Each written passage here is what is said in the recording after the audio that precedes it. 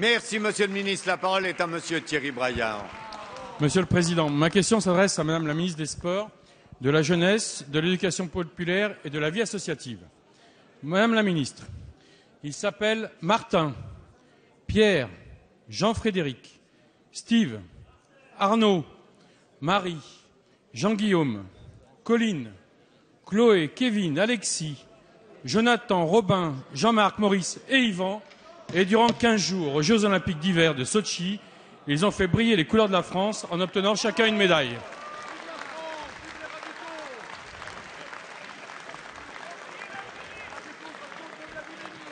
Et dès le 8 mars, j'ai la certitude que nos couleurs brilleront encore lors des Jeux paralympiques d'hiver.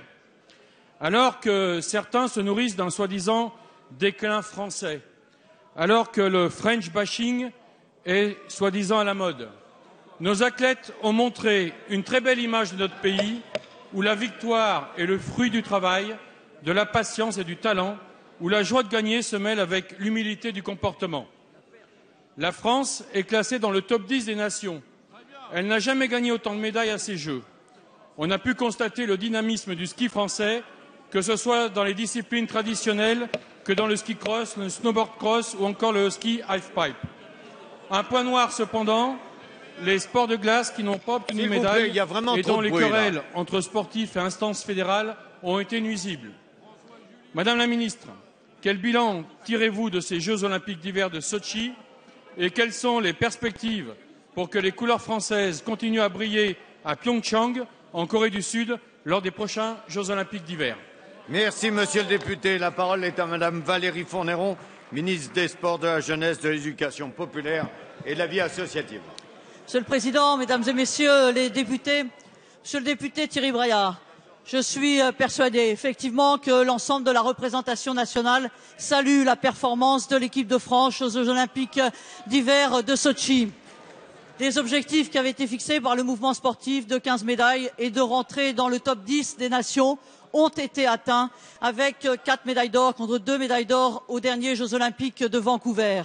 Il s'agit de saluer l'excellence, le talent, le travail de nos sportifs, mais aussi de leur encadrement, cadre d'État, personnels médicaux, mais aussi Fédération française de ski, CNOSF, l'ensemble des entreprises qui les ont accompagnés et des institutions publiques, je pense au ministère de la Défense et aux douanes qui accompagnent nos sportifs. Il s'agit aussi, effectivement, de soutenir l'ensemble de notre équipe de France à l'occasion des Jeux paralympiques qui vont s'ouvrir dans quelques jours à Sotchi. Tout n'a pas totalement fonctionné néanmoins et pour la Fédération française des sports de glace, pour leurs athlètes malheureux, après 3 Olympiades successives sans médaille, il faudra rapidement tirer le bilan pour pouvoir construire l'Olympiade qui s'ouvre avec Pyeongchang.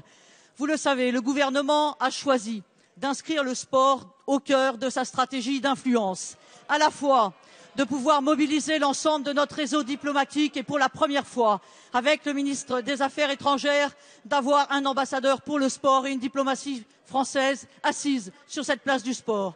Nous avons également choisi de nous appuyer sur nos savoir-faire en termes économiques, avec une filière sport à l'export sur laquelle nous avons choisi d'être très présents et c'était le cas à Sotchi avec 12 entreprises du cluster montagne qui étaient présents.